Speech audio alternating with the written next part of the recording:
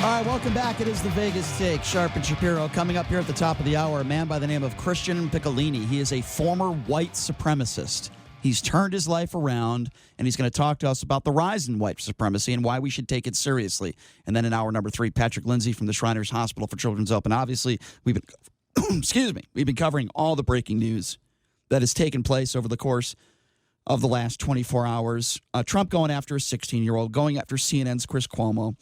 Yes, we're talking about a young girl by the name of Greta Thunberg, who Fox News has described as a mentally ill Swedish child. They've since apologized for that. And now Trump told officials apparently that to withhold military aid to Ukraine days before a call with the president. We're taking phone calls on this.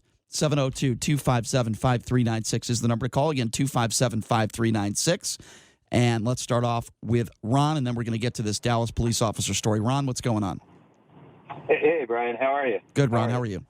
Hey, I do have to say to all your listeners and everything, you're a great guy. And even though we're opposites, you have said a lot of things that some things I just couldn't answer to because you had a point. And other things I did debate you on. But which is totally okay, Ron. Which is totally okay, and I appreciate that. I think you're way cool. You got me hostage, though, again, with my girlfriend. So explain this to me. Your girlfriend is attracted to me? What's going on? Oh, man, she likes it. She likes to see it. Usually when you get excited over the radio, man, she loves that. She just, I don't know what it is. It's about your voice. When do you guys get? When are you guys going to break up? Soon. Okay, well, let me know. Keep me updated. No, I'm just kidding, Ron. We hope your relationship is great. So what do you think about this story, man? Listen, in all due respect with the young lady, I just she is young, and our young people are very encourageable.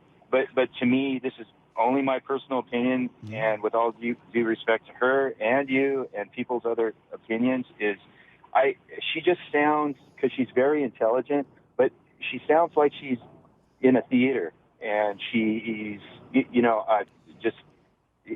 on stage. That's what it sounds like. Well, I heard this. Let me respond to that and say there's a bit of acting to it. I agree with that. As far as the Parkland shooting goes, a lot of these kids that were doing interviews and stuff, we heard people on the right say the exact same thing. They're actors, which clearly they weren't. And you did say something that's interesting because you said this 16-year-old girl is incorrigible. First of all, I would say any teenager is incorrigible. But Donald Trump gets his message from Fox and Friends. The day that Fox and Friends goes on TV and talks about a subject, he reiterates a lot of the things that they say. I would say the president is more incorrigible than this 16-year-old. That is true. He does listen to Fox News a lot. But on your second question that you were asking your other listener, I do have an answer. No matter what president is in office, it's inevitable for our national debt to go up. Because even though you may not agree with what each different president is spending the money on, there are necessities that our government... And I don't disagree with that, but the reason why I brought up that point is because he wants to attack every single Democrat, and he's never gone after a Republican, and he refuses to, so I just bring that up to give him another opportunity, which he didn't take. That's all. Right. That's all. But Ron?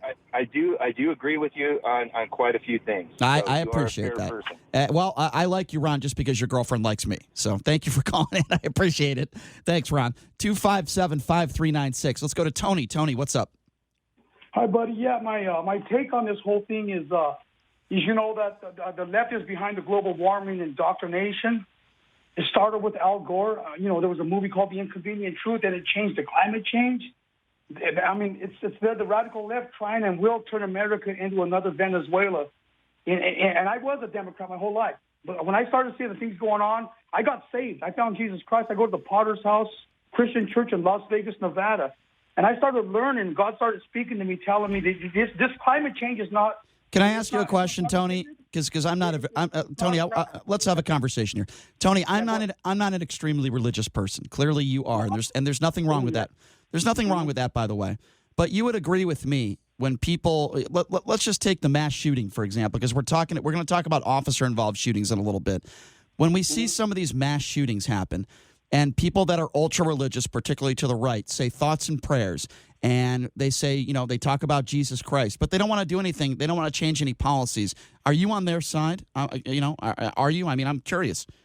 To tell you the truth, I'm a Christian. I'm born again. I really am for taking, not having the AK-47s, all those massive weapons in the hands of anyone. Right. Okay. Well, we agree. Yeah. Well, then we agreed, Tony. See, and again, I don't want to go off the weeds here, but my take on religion is this: you have the right to believe whatever you want to believe in. I would never want to take that right away from you. The people that I don't like are the people that push their religion on others. You don't strike me as that kind of person, but I do believe Mike Pence is that kind of person. I believe Mike Pence, based on his religion, and the way his policies have gone towards, for example, homosexuality.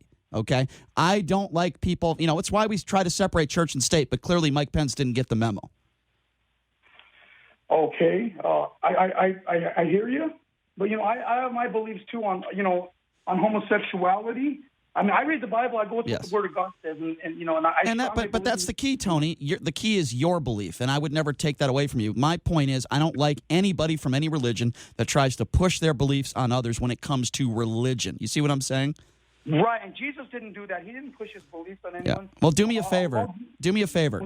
Tony. I want you to give Mike Pence a phone call and share that message with him. I appreciate the call, Tony. Thank you very much. Thanks for the call, Tony. We have to move on to another subject, and it's an important one because we talk about officer-involved shootings all the time.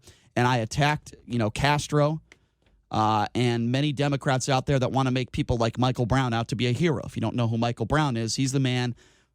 He was a thug who committed a strong-arm robbery and assaulted a police officer, and he never put his hands up. There was no hands up, don't shoot. And Barack Obama did not handle that the right way. I've criticized him openly for that in sending people to Michael Brown's funeral. Michael Brown is no hero, okay? The Garner situation in New York, completely different. And we can go on and talk about all these different situations. I don't think for the majority that white police officers are waking up one day and saying, hey, you know what? I want to kill an African-American today. No, I do think there are, in some instances, and very rare, some instances where that does happen. And those officers should go to jail for the rest of their life. It's murder. Make no mistake about it. But I think in most officer-involved shootings, it is noncompliance.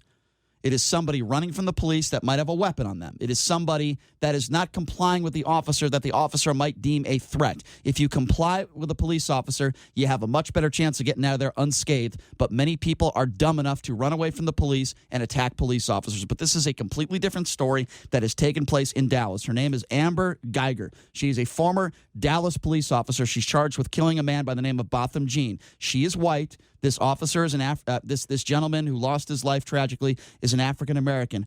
I'll give you the quick rundown on this. Basically, she went into what she thought was her apartment. She thought she parked on the third floor, and this was not on the right floor. She went into this apartment, broke into this apartment, basically, because it wasn't her apartment, even though she claimed she thought it was. She saw an African-American in there. It was his apartment. What does she do? She shoots him dead. At the time, she was a police officer, and she is claiming that she thought it was her apartment. Now, it reminded me a little bit about a former UNLV basketball player by the name of Bryce Deshaun Jones. Do you remember this story? He played for UNLV for a couple years, and then he finally got a contract to play in the NBA for Charlotte. He might have been drunk, he might have been on drugs, but he went into the wrong apartment trying to find his girlfriend at the time and his child. He goes into the wrong apartment. Guy in the apartment shoots him. The guy in the apartment was completely in the right. If somebody broke into my place and I had a gun, I'd probably shoot them too. It was a horrible story. But this is kind of vice versa. This is the opposite, right?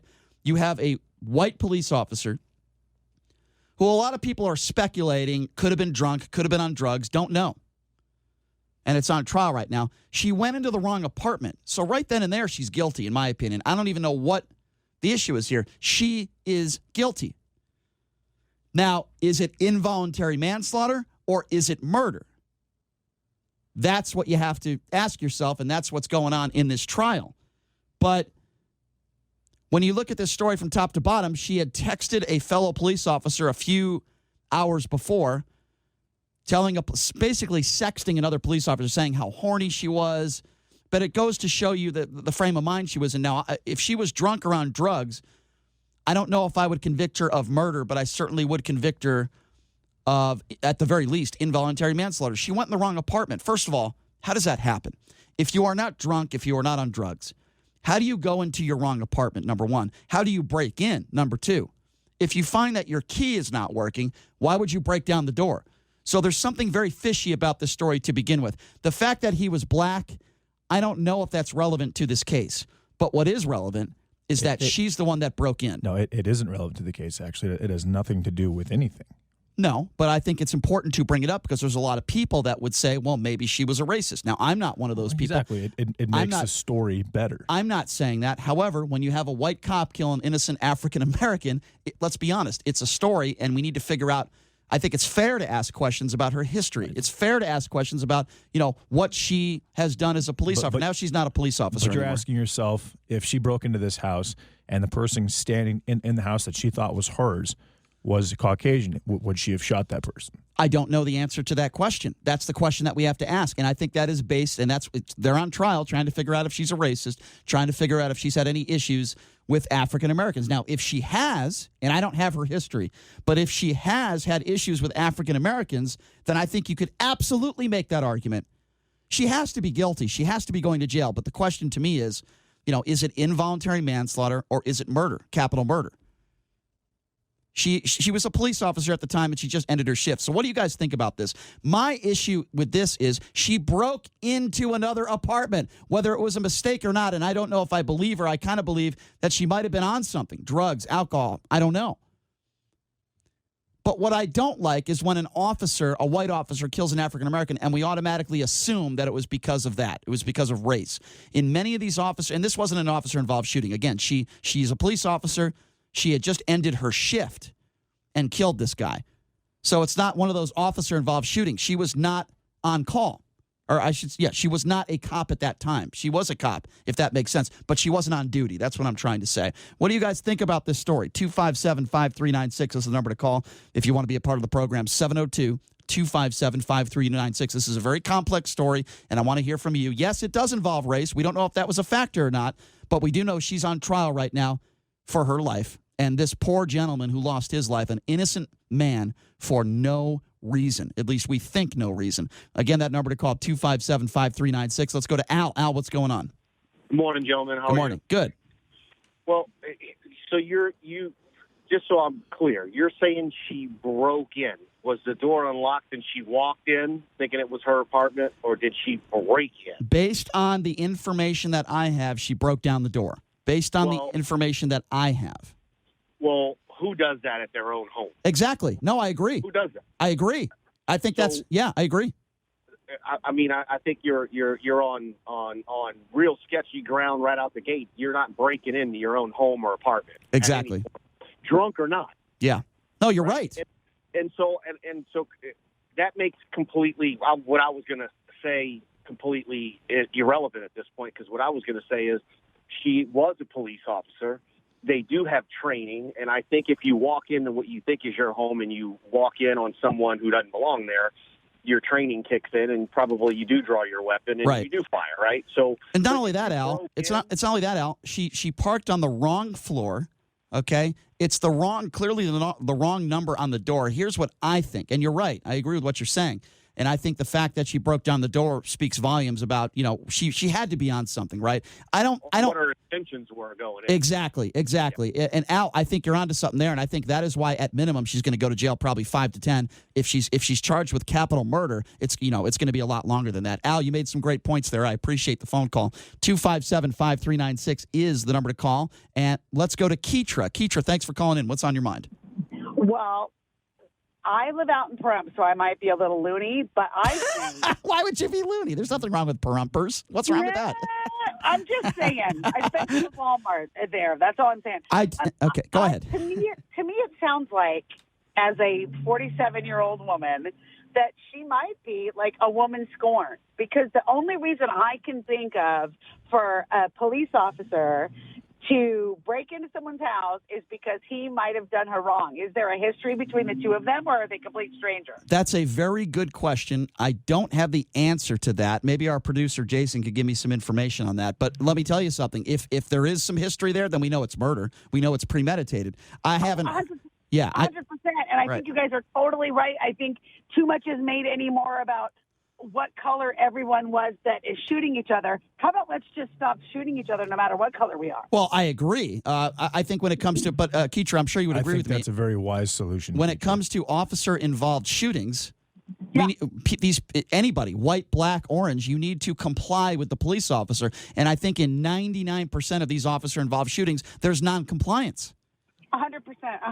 I think, honestly, and this is off topic a little bit, but I think slowly, and I'm sure our ancestors and grandparents thought the same thing, but like respect for life and respect for authority is just slowly just draining away and minimizing. I agree. If I get pulled over, my hands are at 10 and 2 on the steering wheel. Yes. I reach for my purse. Right. And I'm a white Perumpian. You know what I mean? So That's I don't right. reach for the glove box, nothing. Well, that's but logical. When I listen to this story, I go, this sounds like a woman who either was interested in this guy, police officer or not, black, white or not, right. but she just sounds scorned. It just doesn't sound like a random thing, like she's trying to rely on. And you know what, Keitra? Police officer, I was confused. And you know what, Keitra? You might be 100% right. I have a couple of questions. Was she wearing police garb? Was she in her uniform? I don't know. And was he armed himself? Not that I know of, no. Keitra, can you do us a favor? Do us a favor. Tell your local Perumpians to tune in. Can you do that for us? Tell my local Perumpians to what you cut out. To tune in. To tune in. Tell your local Perumpians to tune in. I will. I absolutely will. Because every day I drive my daughter to school, and I'm like, oh my gosh, what's on today? What's on today? And this got me, and I was like, hold on. Well, I appreciate that. Right, but I will spread the word. Thank you, Keitra. And I like that you guys have differing opinions and you can get along. And I think if we could all do that, not to be like Rodney King, yeah. But, well, Keitra, thank you. You are welcome to call in anytime. All right, absolutely. Thank you. You guys keep fighting the good fight. Appreciate that. Even out here with the boroughs and Pahrump. I appreciate that, Keitra. Thank you very much. Thanks a lot, Keitra. Yeah, how's Lamar Odom doing? We'll talk about that later. 257-5396, the number to call. Let's go to Kay.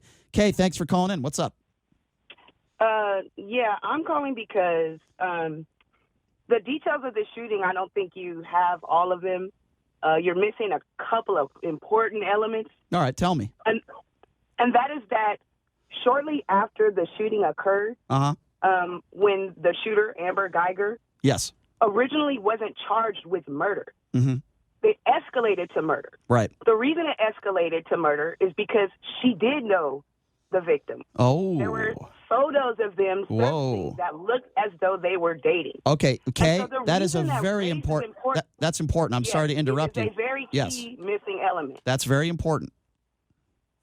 I agree. The reason that race is important here is because as the trial is public, they stream it or whatever, is that a white police officer broke into the home of an African man. He was from Africa. And moved here, and she shot him for whatever reason, scorned like the one before. Well, Kay, make no mistake about it, and I'm glad you brought that up because I was unaware of that. If that is true, and I believe you, then make no mistake about it. This is premeditated murder, and race could be involved. Absolutely, I agree with you. And that's why it escalated to a murder charge when it wasn't before. Well, you know what, Kay? If that's true, then I hope this woman goes to jail for the rest of her life. She's a scumbag, and I feel horrible for this guy that he lost his life over this woman who clearly is a liar and a murderer. Kay, I'm glad you brought that up. Thank you so much. Appreciate it. Good call. 257-5396 is the number to call. Next caller is Todd. Todd, what's going on? What's up, Todd? Hey, buddy. Good show. So a couple other callers made my points, but number one, she's trained, so whether she was sober or not, it's murder. Right. If she knew him or not, it's murder. If she was high on drugs or not, it's murder. So that's all put aside. My other point I'd like to make, and for the record, I'm a conservative, but I thoroughly enjoy listening to your show. Thank you, Todd. I would like to see the media, and I understand there's certain times that you got to bring race into it, but I would like to see the media on both sides, which Fox and CNN or whatever. Right. Start addressing people. I'm from Atlanta, Georgia, which is extremely diverse. Yep. It's not black and white down there. There's people, and I'm sure there's racists down there too. Don't get me wrong, but what I'd like to see the media say, a female cop or a cop broke into the wrong apartment and shot an unarmed man. I don't understand why it has to be a white woman shot a black man or vice versa, because I guarantee it, if it was just two African Americans or two white people, we probably wouldn't even know anything about the story. That's possible, and that's sad. It's not possible. It's reality. And that's sad, Todd. Yeah. But I do think in this specific case and I think it's a case-by-case basis. I think in this specific case, that last caller who just called in, who said that, they had some sort of relationship, I think you have to investigate if she has a history of doing things, negatively towards African Americans. I think you have to at least investigate that, don't you? Well, it's always a catch-22, right? We're never going to get off this wheel, this hamster wheel of separating people by race. Every time we got to talk about it. Well, listen, I understand, and Todd, I think at your point, I could bring up George Zimmerman. Everybody wanted to paint George Zimmerman as a white man who killed a black man, and George Zimmerman is not white. So your point is well taken, Todd. I totally understand where you're coming from, but I think in certain situations it has to be looked at if, in fact, it is a hate crime. But I appreciate the call, Todd, and I totally understand where you're coming from on that. 257-5396 is the number to call. Why don't we go to D? D, what's going on? Okay, so my thing is, first of all, whether we want to or not, race has to be considered first. Secondly, the gentleman, Todd, that just called in, whether she was inebriated in some way, drunk, high, or whatever, she broke into this man's house, it is murder because she still has to be accountable for the fact. Yep, I agree. That she let herself get out of control. Yes. And she murdered an innocent man. I agree, 100%. So the second thing is, you're right. We do have to have the conversation as to whether there is a history of this woman in African Americans or Hispanics or what have you, whatever it is. That does have to be addressed as well. Yes. We'd like to live in this sugar-coated world that says we don't have to address color. But the reality is we do have to address color. I'm a professional African American woman who has not been subject to some of the things that others have been subject to. But the reality is it's there.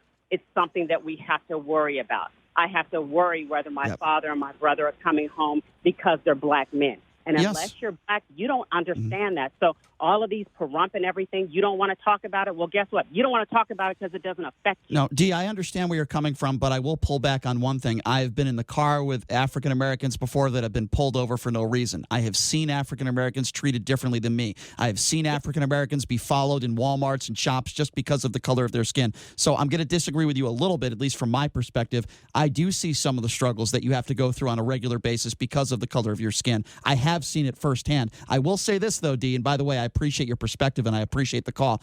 Dallas News is knocking down the story that these two had a relationship, that it was a rumor. So if it is a rumor and it is not true, then it certainly changes some things. I wouldn't say you would call it premeditated murder. 257-5396. Let's go to Doug. Doug, what's going on? Thanks for calling into the Vegas Take. What's on your mind? Well, I found you. I missed you in your late spot, but I'm actually driving between doing rounds in the hospital today, so I caught you on. Thank you, Doug. We appreciate that. Nice to talk again. I think the problem is I'm sitting here trying to judge things, and then I heard that lady say that those two people knew each other.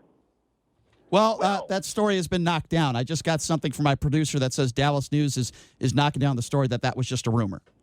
Okay, let's assume it's a rumor. Yep. Quickly, I only got 30 seconds, Doug. Got it. So she knocks down a door. If she was incapable of saying, police, freeze, don't move first, then she's guilty of murder because she didn't have the capability to handle herself like a proper police officer. That's a very valid point, Doug, and I agree with you, and I think her demise is coming. Doug, thank you so much for the phone call. I'm glad you found us. A listener from 6 to 8 p.m., JD, who is now listening to us in the mornings. That's what we like to hear, right? That's what we like to hear. Yes, that is great news. That's a solid migration. We appreciate that. We like to hear that. Very much. So coming up next, a gentleman by the name of Christian Piccolini, a former white supremacist. Perfect subject to talk about. He's turned his life around. We'll talk to him about the rise of white supremacy. Coming up next, you are listening to The Vegas Take.